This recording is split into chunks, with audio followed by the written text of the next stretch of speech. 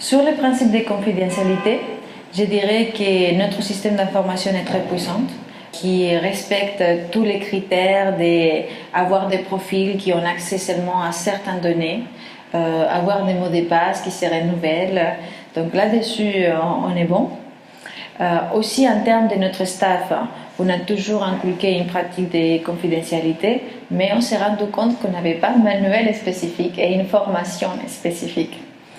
Donc même si on considère qu'on le faisait, on est entamé ce processus de création des procédures et de révision de nos modules de formation pour faire un point plus important. Surtout pour que dans des moments comme par exemple la prospection, notre personnel ne soit pas tenté de dire « Ah, mais tel est mon client, regardez, vous ne voulez pas devenir client comme lui ».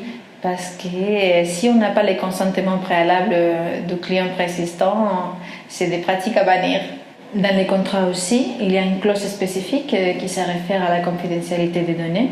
On inclut un peu sur les livrets de bienvenue quelle est l'utilisation que Microcred fait de vos données. On informe les bureaux de crédit, on l'utilise pour faire des analyses agrégées.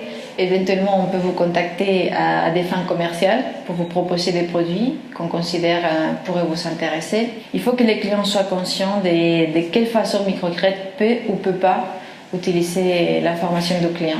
Je voudrais aussi vous raconter qu'est-ce qui s'est passé sur la confidentialité des données. Quand on a posé la question à nos collègues, au personnel des Microcred, tout le monde disait « Ah ben oui, on est conforme, on respecte ». Parce qu'on est clair qu'il y a des choses, je peux dire basiques. Si le mari d'une cliente vient nous demander l'information, on est sûr que personne ne va pas lui donner. Mais quand on a commencé à rentrer sur des cas concrets, sur des jeux de rôle, est-ce que ça on le fait ou pas? Est-ce que par exemple, quand on a un client devant nous, on est sûr qu'il n'y a pas d'autres personnes à côté et qu'ils ne pourront pas entendre la conversation?